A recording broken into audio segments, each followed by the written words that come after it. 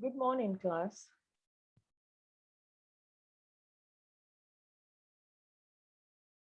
Hello. Good morning, madam. Good morning, madam. How are you all doing today? I'm good. That's great. Holali, I like the energy. It looks like Thank was it you. Tanya? Was it Tanya who said, "I'm fine"? It's like the weather is really getting to her. Tanya, is that you? No, please, it wasn't me. It wasn't you. No, Okay. please. Whoever said that is really enjoying the weather. Yeah. Okay.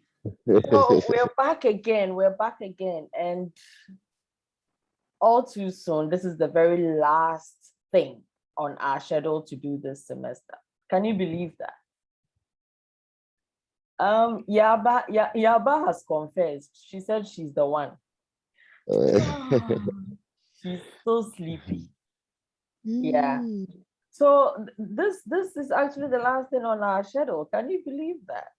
Wow, so soon. Mm-hmm. Can't believe it. Yeah.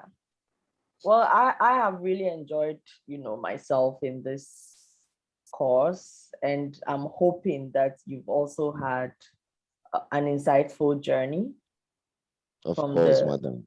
Yes, from the please. beginning to this point.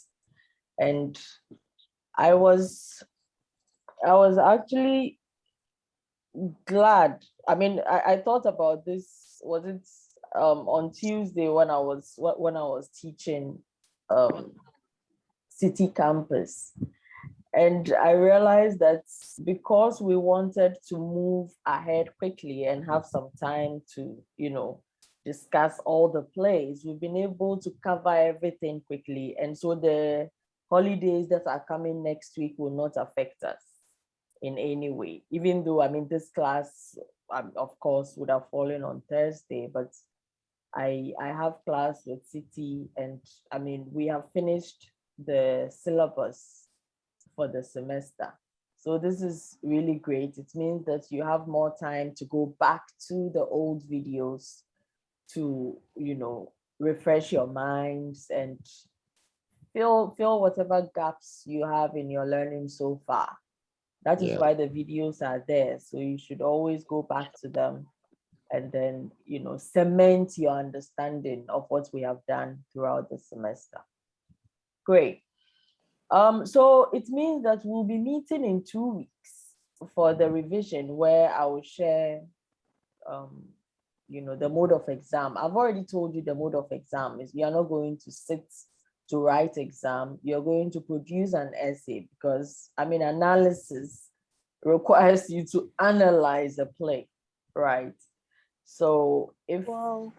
yeah, Tanya, who said wow? Yes, please. Tanya, was that you? Miss, it was me. Yes. Yeah, why did you say wow?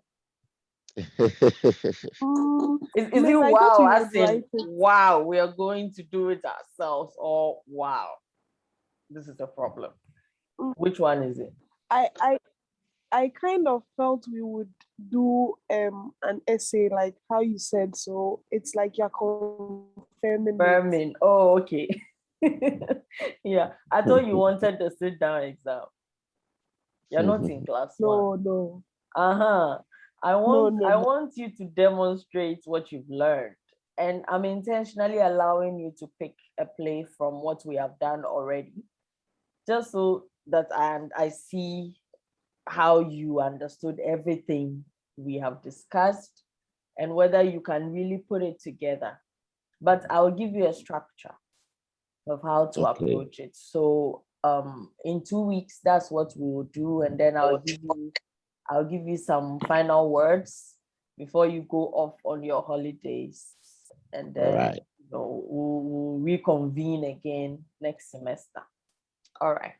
So today our objective is to look at plots, dialogue, and then restate the premise of Henrik Ibsen's Ghosts, which has been a very insightful journey. I mean, whenever I read it, it's like it's reveals something new to me. it's very deep. It tells you or confirms what I've been telling you from the very beginning, that playwrights, they are like researchers.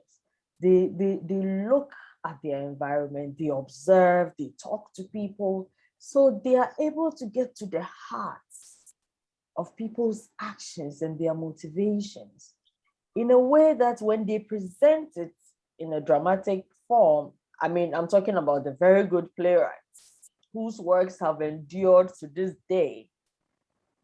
When you read the works, it's like it takes you on a whole new journey, because some of the events that are presented in plays we will never experience ourselves. And so when we go through this, it actually strengthens us, because you go through the journey with the characters, you experience what they're experiencing, and it kind of creates a pseudo experience for you as well, where you feel like, oh, I've been through this situation before. And based on what they have gone through, sometimes when you are faced with a similar thing, it's like it gives you the benefit of, a more objective view, even though it is your subjective experience, because, oh, I've seen this somewhere before. I have read about this, and this is what happened to this character when he actually took this route. Maybe I have to reconsider and look at the options clearly. So we get to learn a lot about life through reading plays. And that is why I always tell you, don't take the things you read in plays lightly, because theater is a very powerful medium. And when somebody goes through the trouble of observing and creatively presenting events in the form of play, it should tell you that there's something pressing the person wants to address. There's something that the person has observed that is wrong with society, or that is going well with society. I mean, but mostly it is problems. So you begin with a problem or conflict, and then you resolve it, or not resolve it and leave it open by the end of the play. Either way, they are presenting something of interest that's, I mean, it's important to consider. And it expands our knowledge and, our experiences in a way that makes you grow beyond your years. Because the things that Mrs. Alvin has gone through, you are not there yet. You haven't experienced all of that. But see the way you have come into that knowledge of her experience. And then also experiences of women in the 19th century in Europe. It expands your experience as well. And then you see some of the things that these men do within the society. It also expands your experience. So when you read plays, don't joke with them. Just try to learn from what has been presented. So today we're looking at plot, dialogue, and then we'll restate the premise and draw the curtain on Henrik Ibsen's Ghosts. So we all know and are aware, even if you weren't before the class from our previous discussions, that plot is the sequence of events in the play. So it is the structure of the actions or the events that have happened in the play. And I have already told you that there's a difference between plot and story. Plot is limited to the actions that happen from the very beginning of the play to the very end. Story is more expansive. It includes things that have happened before the plot actually begins. You see, so that is why after discussing, after sharing the synopsis with you and discussing the world of the play, I give you the full story. The presence of the characters, in addition to their background story, come together to give you the full story of the characters. So plot is very different from story, even though it is within the plot that we get the sense of the fuller story, because they tell us the story through the background information, and through dialogue we get to know what has happened in the past and all that. But plot is just the sequence of events in the play.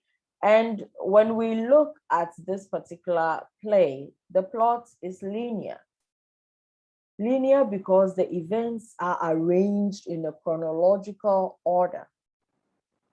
There isn't any break in the flow of time from the time that Engstrand comes to see Regina to the point where Oswald loses his mind and Mrs. Alvin, had to give him the morphine. We know that there's no break in the flow of time.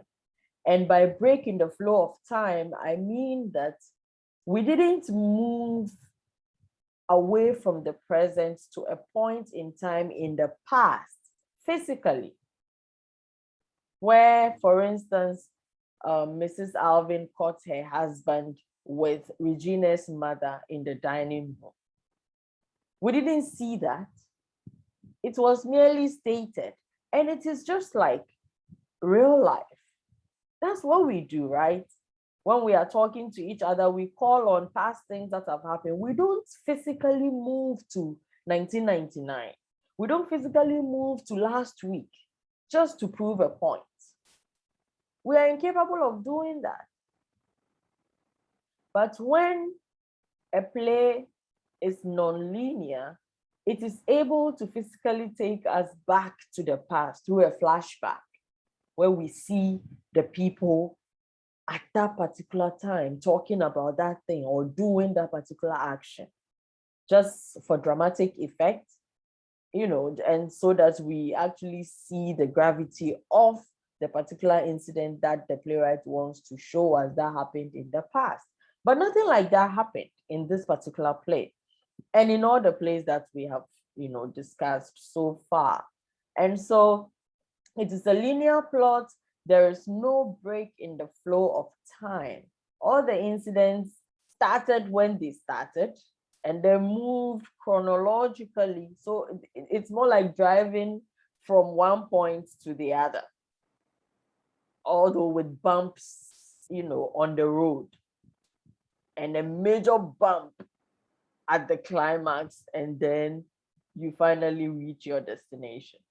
And so it flows linearly, and we can see how it progresses from the very beginning through to all the complications to the end. And so let's look at the movement of the linear plot in this particular play. We know that exposition exposes us as the readers or audience to the world of the play. So we get information about the relationship between characters, where they are, even the season or weather conditions, so that we are prepared. We have the base knowledge to be able to understand the actions of the characters moving forward. Without exposition, how would we have known that Engstrand, at least at the beginning, is Regina's father? Through their dialogue, we get to know the relationship between them right at the beginning. And then through their dialogue, we get to know that he was married to Regina's mother, but then he frustrated her to her death.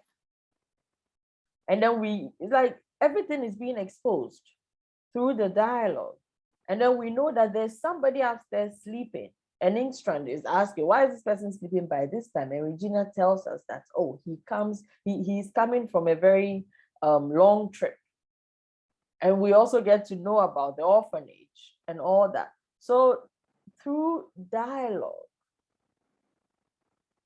we get to know even the weather, because Engstrand comes in sopping wet, that it's been raining, very terrible weather, and they make reference to this terrible weather throughout the play until the very last scene, where the sun, after months of rainy season and terrible weather condition, the sun begins to rise. And is it not ironic that right when the sun begins to rise is when Oswald actually dies? you know.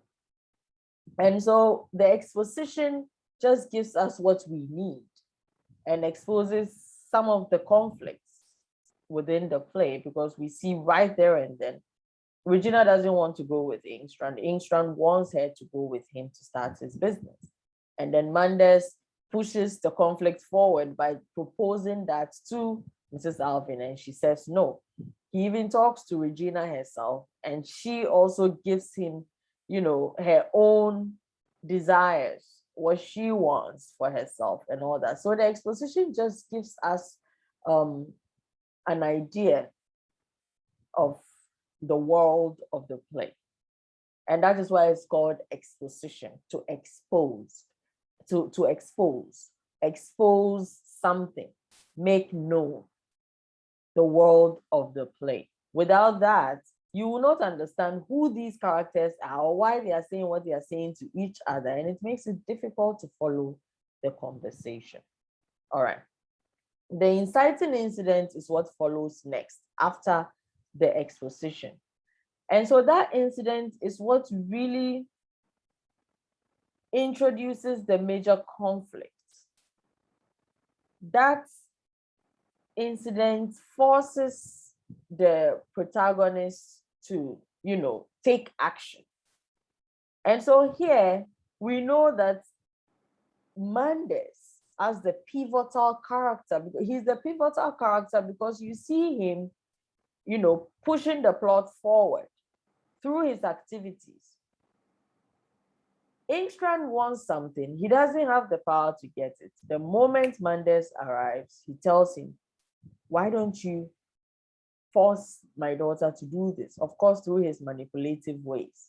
And then he now goes to Regina. So he's the one pushing things forward, goes to Regina and tells her, why don't you fulfill your duty as a daughter to your father and, go with him? And then she also tells us, or tells him, what she desires and the fact that it's not appropriate to move in with her. George, where do stop writing on my screen? Okay, so, and then he moves that conflict to Mrs. Alvin by proposing that she allows Regina to go with Engstrand. And then through his conversation with Mrs. Alvin, we get to understand the background story. We get to know what transpired in the past and all that. And then Mrs. Alvin reveals her true reasons behind the orphanage and her desire for Oswald to inherit everything from her rather than from his father. And then, that deep desire to have him with her always. This revelation is very important because we know that through the conversation that she sent him away too young. And so she hasn't had time with her son because she wanted to protect him. But at the end of the day, look what she had to do. Look what she had to do. This is somebody who desires. So this inciting incident of Manders' arrival and how the background story and the various hidden conflicts and motivations of people are revealed is very important. Without Manders' arrival, Mrs. Alvin wouldn't go discussing these things with Regina. Neither would she have told Oswald or who else. There are just 5 of them, or Engstrand. She wouldn't. She doesn't have that relationship with him. So the arrival of Manders actually gives us that inciting incident, his arrival, pushing the plot forward and bringing about various revelations. And so the rising action actually moves beyond his arrival because his arrival gives us an indication of the inciting incident. He has come. And so what happens after his arrival? Revelation that Regina is Alvin's daughter. Regina and Oswald in the dining room. Now, because she has revealed the true identity of Regina to Manders, when that thing happens in the dining room, we are all horrified because we know that they are actually siblings, but they didn't know that. Okay. And then Manders, pushing his agenda of trying to get Regina to go with Engstrand. And then the orphanage burning he's also there. So he's the pivotal character. And even though he didn't really do it, Engstrand found a way to make him believe that he did it so that he could blackmail him to do what he wants. And so that inciting incident of his arrival actually brought about the rising action and complication because he's at the center of it all. And then the crisis point comes when the protagonist or our main character makes a crucial decision that determines the outcome of the play. He makes this crucial decision. He says, I'm going to marry Regina. And Pastor Manders, knowing the truth, and we also know the truth, when he makes such a declaration, you know that this cannot happen. But he has made the declaration and he cannot take it back because he comes face to face with the truth. When he makes his intentions known, of course, before Mrs. Alvin was reluctant to tell them the truth, but now that he has this intention to marry her, he has come, of course, he also had his own selfish reasons for wanting to marry her. And then he comes face to face with the truth that she's his sister. There's no returning from this point. The truth is revealed. He can no longer entertain any desires towards her. Even though, through the story, we know that he didn't really desire her as a woman. Of course, he had so many women in the city. He came there because he needed somebody who is robust, somebody who is like a robot. He talks about how he admires her strength. The way she does things is more like in a mechanical way. And this is as a result of the training, years of being a servant, of just obeying orders. Look how many times Mrs. Alvin has summoned her in the course of the action of the plot to do this, to bring the candle, to do this, to do that, set up the lamp, go out there and check this. All of these actually are indications that when she's told to do something, she will do it, especially by an authority, somebody she respects. Of course, we know she didn't do what Engstrand wanted her to do, but living with Mrs. Alvin, like she has this reverence for her and her household. So he was really counting on that. But that's the crisis point. He has made his intentions known. It cannot happen. What are the consequences? Because he wanted to be able to do that before the climax. The climax is where he had a mental breakdown. He wasn't able to do that, but he had a contingency plan where he tells his mother, when the time comes, will you do it? You should do it. This is why you should do it. Because at this point, Regina has left them. His mother has become his last hope. The giver of life, the one who gave him life, is the one who is now supposed to take it. What a responsibility. And so in the description you see here, he sits in the armchair with his back towards the landscape without moving. Suddenly he says, "Mother, give me the sun." The sun. Mind you, she was talking about the rising sun, where she puts out the candle or the lamp. And then she says that finally the sun is rising. Also, look. And then he says, "Give me the sun, the sun, the sun." He seems to shrink together to the chair. All his muscles relax, his face expressionless. His eyes have a glassy stare. Oswald, Oswald, look at me. Don't you know me? Now, this is very sad because this is a mother who has been looking forward to spending. Just look how much time she spent just talking about how she's going to enjoy him. Okay. For her to see her son like this, he's not there. She doesn't have her son anymore. And so the climax is when he loses it. He's dead already because he tells her that when it happens,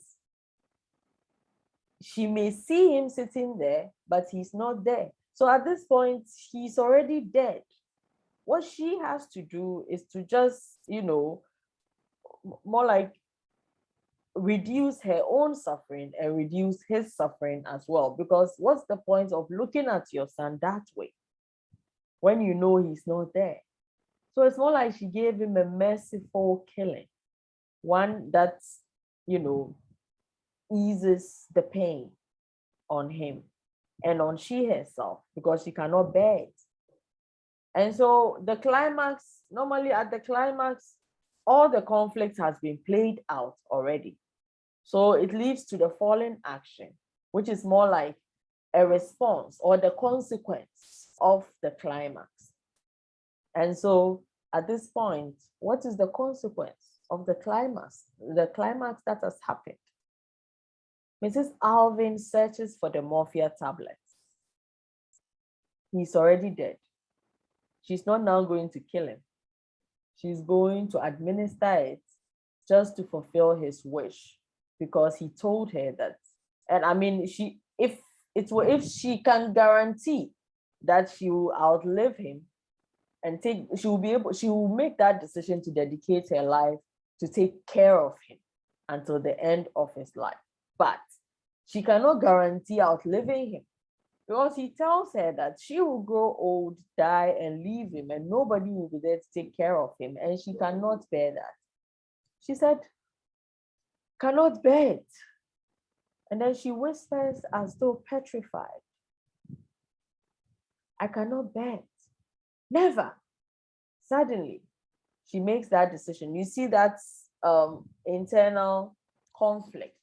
Of course, she has had to go through that internal conflict where she tells him she will never do it and all that, but she's been thinking about it. It wasn't just dropped on her there and then. She's been thinking about it.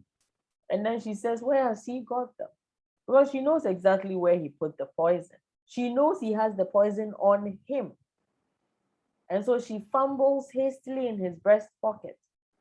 And then she says, here. Now, this is a very clever way to present it. Here. What does here mean? Does it mean here, I have found it? Or here, take it? Is she giving it to him here or she has found it? She shrinks back a few steps and screams. This action tells us that she actually gave it to him because she said, no, no, no, yes, no, no. It tells you how conflicted she is still within because nobody would take such an action and really be okay with it, especially if you are the mother. There's no way she would take such an action and say it is resolved. That conflict will still be in her and she will be fighting, that action constantly because it is something she wishes against everything that it never happens, but it happened. And so the fallen action is when she administers the poison to him. And then the final action is the resolution. The resolution is the very last thing that is said. And it comes from Oswald, the son. The son. So he sees death as the son, as liberation from his suffering. Because from the beginning of the play, he's been suffering. And he was suffering in Paris even before he came. That's why he couldn't do anything. He'd been sleeping in his room. And so he's been living a very miserable life. So death is actually something he's welcoming. And so that is the resolution. So when you see how the plot develops, you know that it is not, even though we say linear plot, it is not like the events are just flat from beginning to the very end when he dies. No, there are ups and downs where we get to know, oh, this person has this motivation. Does the person achieve it by the end of the play? This person has this motivation and has been using manipulation to get people to do what he wants. So all of these things create ups and downs. You look at Regina, she has a huge ambition to marry Oswald, but it's not really about Oswald.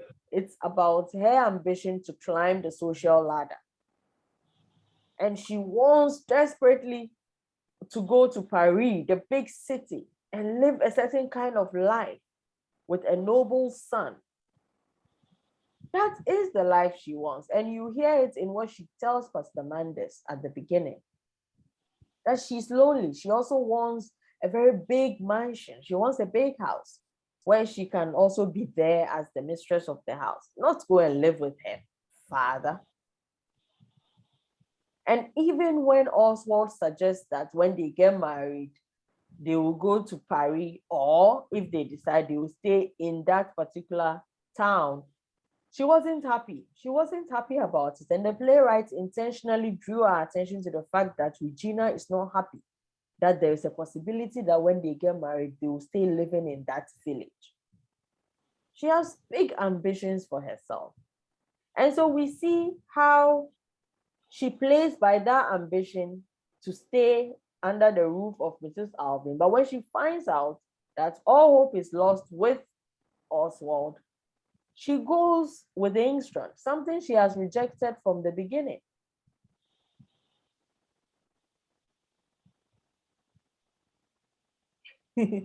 Okay, somebody's asking a question. He said, Madam, please, are you saying Mrs. Ellen? Please, it is Mrs. Alvin. Have you read this play? Mrs. Alvin killed her son Oswald by giving him the morphia powder.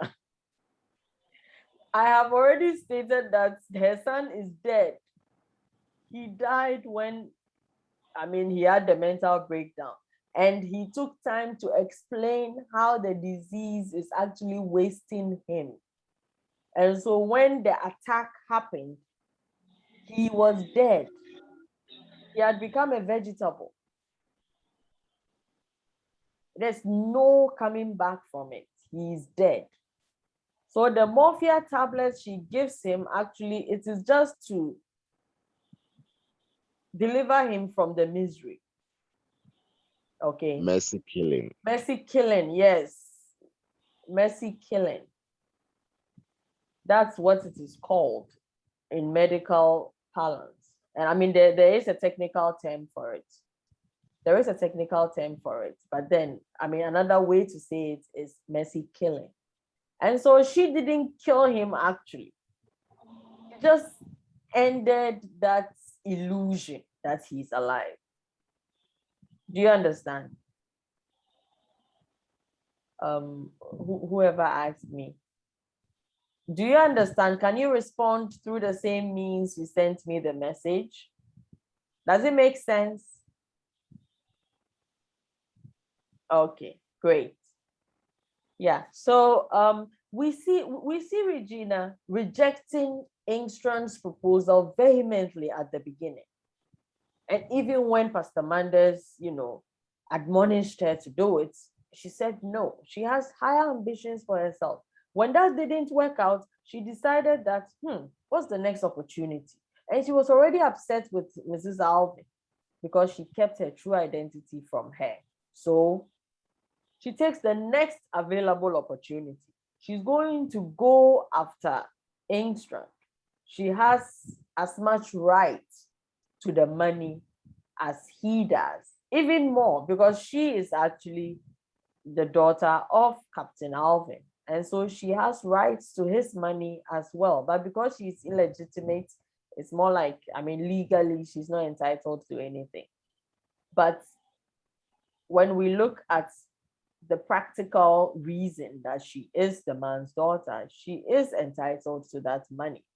And so she found the next available opportunity so this shows you how people meander their way through life based on conditions that are favorable to what they are pursuing for their lives.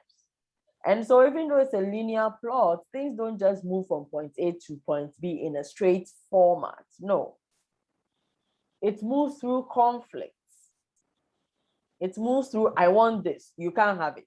I want that. No, but there's this obstacle in the way. How do you overcome the obstacle? So making decisions along the way until that highest point, which is the climax. And then by which point all the conflict has been played out. And so the rest is just falling action. Falling action is just about, the consequence of what has happened at the climatic point. And so it's just discussions. And then the resolution is the very last action. And sometimes the resolution, it doesn't even have to be something that is said. In A Doll's House, for instance, the resolution is another play written by Henrik Ibsen. The resolution is just the slamming of the door. So Nora leaves at the falling action, she leaves. But the final action is actually the slamming of the door, where she slams the door to all the archaic beliefs about gender, and so it is considered the resolution. That is how the play actually ends. In this particular play, it ends with Oswald saying the son. He's incapable of, exercising his own will, and then also being able to be in control of his own mental faculties. He's not able to do that. He's brain dead, you see. And the brain is the control center of our body and our lives. The brain is the control center. If the brain is not working, no other part of the body is going to actually properly function like the way, we are able to function with a full, or fully functioning brain. So he is dead. So she didn't really kill him. Now, let's look at the dialogue. We see how the dialogue is conversational. It's very conversational. It is not written in verse or, in a poetic fashion, because of the belief of these realistic playwrights who try to mimic life. They try to mimic the way we have conversations with each other. Sometimes we intercut, somebody saying something, but even before the person is done, you say something else. You see how the conversation flows between the characters, and all the lines come from the personality of the characters. You see how, what's his name? Engstrand changes the way he speaks when he's speaking to Manders. But when he's speaking to his daughter, he's himself, and he says all manner of things to her. So he changes his tone and register when he's speaking to his daughter, and even his choice of words, where he's able to, talk about the orphans who she will be taking care of as brats, and then calls her hussy and all that. But then when he's speaking to Manders, he's a different person. He's pious. He's somebody who is on his spiritual journey, struggling, falling, and rising at every point, just, trying to be good. But we know that he's not. And through their conversations also, we get to understand their standing in society. And we can see how Regina is learning the ways of the noble people, where she's been educated by Mrs. Alvin. And she herself is even going ahead to learn French and all that. So it's really important. Oh, this is sad. All right, but I mean, we are done. I could just wrap up, Because somebody is saying that there is light out on campus and their gadgets will go off soon. Who else is experiencing this? How many of you are on campus? Are there many of you on campus? Yes, madam. Oh Yes, dear. please. Okay, but Yes, please. Yes, please. if it should go off in the middle of my talking, you know that you can always have access to the video, right? So Yes, please. don't worry about Yes, that. please. All right. Yes. Okay, but then I have finished. I'm just talking about the conversation. The dialogue is conversational. Norris, your hand is up. Or was it an accident? Norris, Edu, AJ.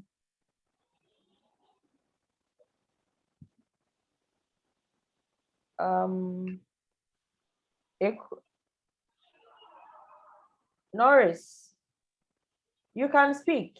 If it is not an accident, you can speak.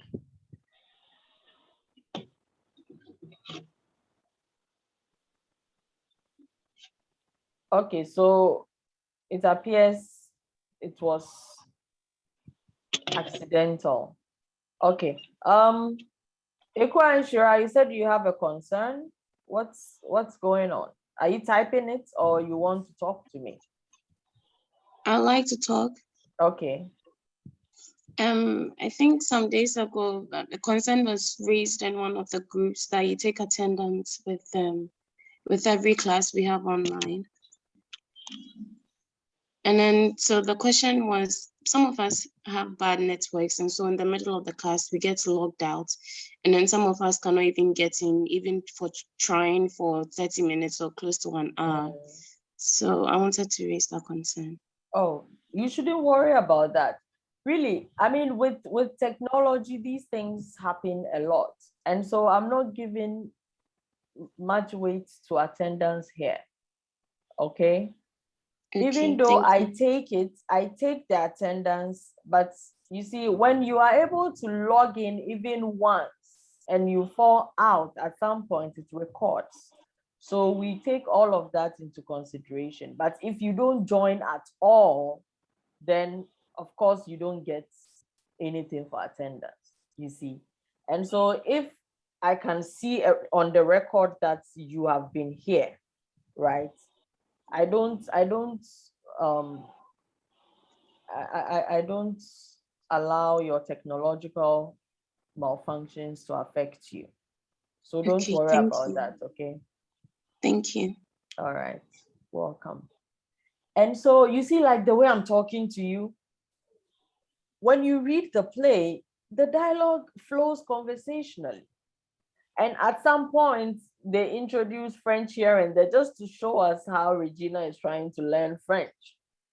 And it also adds to her ambition. It adds to, the character and who she is. Mrs. Alvin and Oswald and Pastor Manders, I mean, through the way they speak, you know that they have a certain level of understanding about life, but more for Mrs. Alvin and Oswald than for Pastor Manders, because he is actually he has a very narrow view of life. He only perpetuates the doctrines that he has received through his pastoral training and through, the patriarchal culture they live in, which he is upholding, right? And so through the conversations also, you get to see their level of education. And Mrs. Alvin has really educated herself by, reading books just to try to expand her understanding about her situation. Because how much can a woman suffer?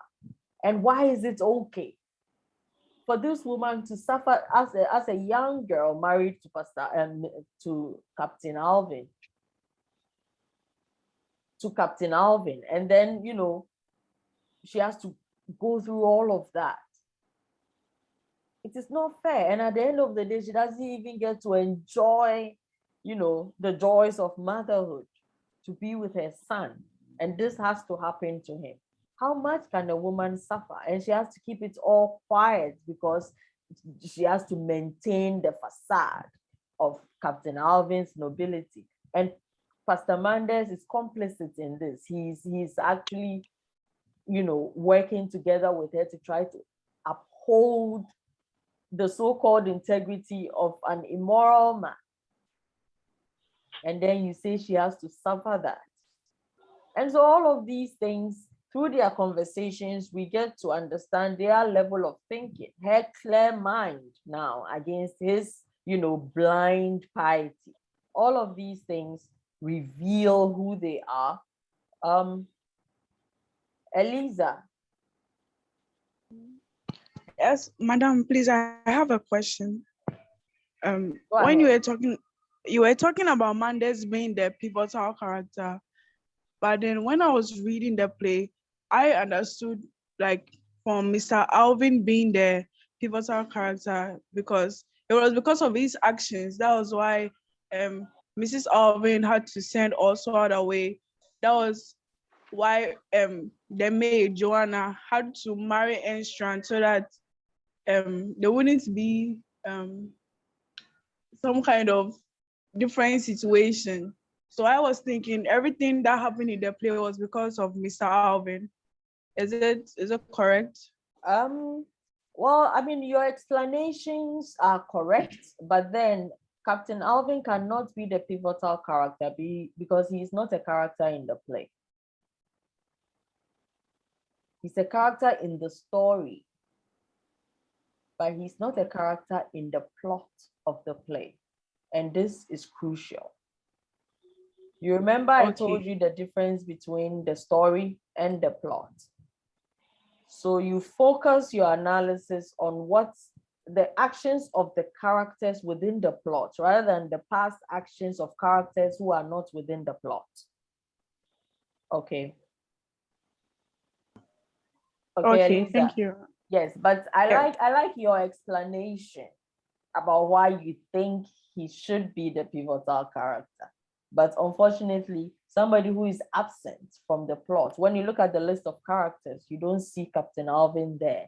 He's just somebody in the past, right? And so it is the actions of the characters within the plot that you use and look at the one who is actually pushing the plot forward to determine who the pivotal character is. Okay. Okay. All right. Thank you. Thank you too. All right. So like I was saying that the dialogue is conversational because it is a realistic play.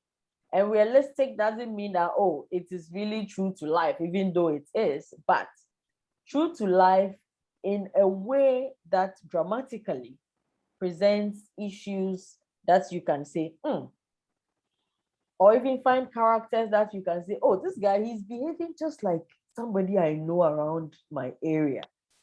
The characters are realistic. And then realistic also in terms of the plot, where the events are presented in a linear fashion and in the way that we would recognize as being true to life. Okay. And then realistic in the conversations they have, because in everyday life, we don't speak in poetic, form. We speak like the way I'm speaking to you. Okay. And so the dialogue is conversational. And so it just serves the story well because the playwright wants to present life as, we experience it every day, or the people in the 19th century experienced it every day.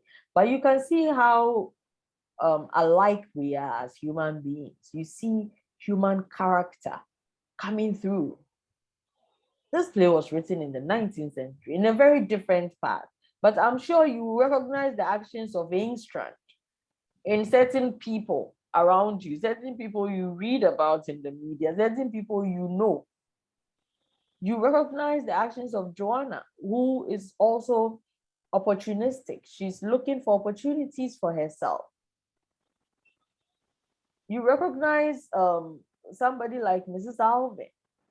who has endured a lot of suffering just to uphold a certain, truth that society can deal with. If she decides to go against the grain of what society wants to see for a woman, then she is described as somebody who is, rebellious. Just like the way Pastor Mendes sees her, he looks at her with a lot of suspicion because he doesn't understand, doesn't like the way she's reading those books and changing her, outlook about life and trying to punch holes in this, veil of illusion that the society has created to actually keep women bound to the domestic space and then make them feel duty bound, even when the activities going on in their homes, activities of their husbands are actually killing them. They are meant to endure by that society. And so the dialogue is very conversational. Now, on the whole, we know that the goal of this play is to dramatize this premise that the sins of the fathers are visited on the children. And so you see how everything develops. It happens to Oswald. Now, Joanna, we can say she has also suffered from the sins, even though it's not, of course, it's because Alvin is her father. He committed a sin against so many women, which created that disease, but he also committed a sin by bringing her into being, and she having to live that kind of life as a maid, and then later now going off, who knows the kind of life she's going to live in the Sailor's Inn. And she also says that if Oswald inherited his wayward ways from the father and also the disease from the father, then she has also inherited her wayward ways from her mother. And so they are also living consequences. Oswald has lived out the consequences. He's dead now. Regina is off to go and live out the consequences. We don't know what kind of life she's going to make for herself. Okay. But the whole idea is that the sins of the fathers are visited on the children. But this premise is proven more in the story of Oswald. Okay. So that actually brings us to the end of our discussions on Henrik Ibsen's Ghosts. Do you have any questions or any thoughts you want to express about the play and your understanding of it? Yes, madam. Okay, Kolali. Yes, please. About the story and plot. Okay. I've learned that the past and the present situation or status of the characters makes up the story. Yes. Is that right? Okay. What if their dialogue reveals future plans? Can their future plans also be included in the story? As in, let's say a character says, oh, this year is almost over, but let's hold on till next year when I will make that purchase. Let's say just that future plan. Yeah. Can it be part of the story?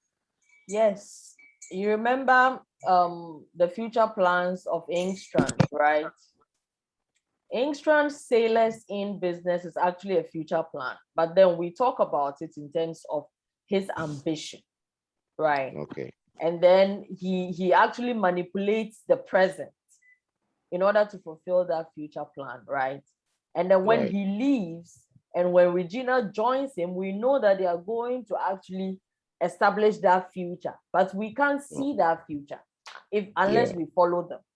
Okay, so we can just talk about it in terms of their future plans. And it has to be true to the characters as well as established in the plot. And it is true to the characters, right? Right. So it is actually part of it. All right, thank you. Great. Thank you too. Any more questions? If you don't have questions, cry. You can tell me what's what you have gained from the play, your thoughts about the play. Just say something.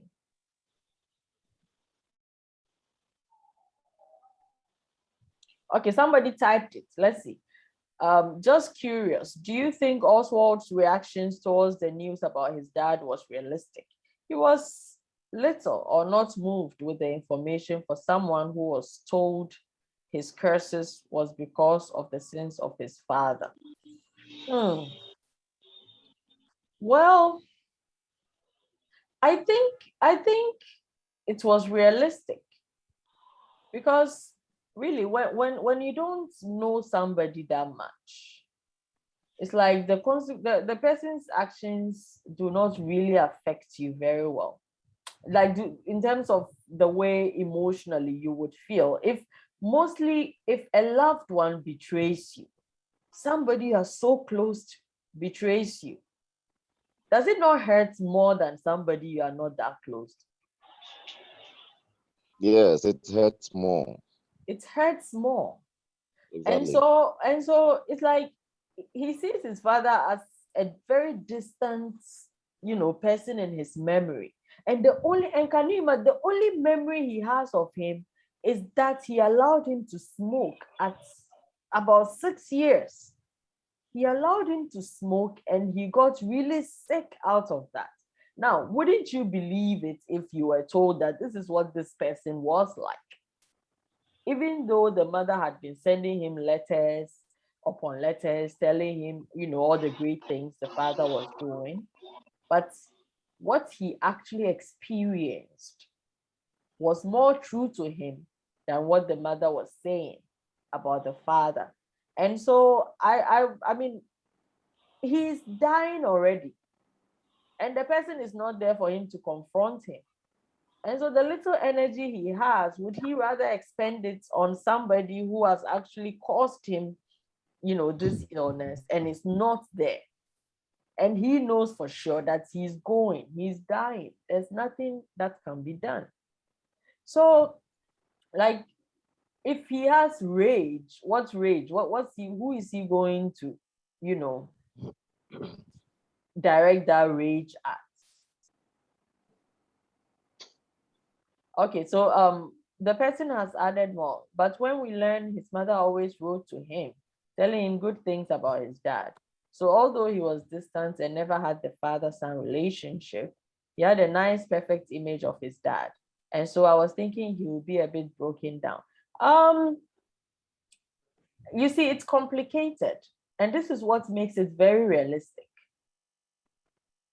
One would think that, oh, okay, the natural reaction is this. He should go out, and be in a rage. No. Then that is actually not realistic. That is more like a stereotypical way of showing emotion. No.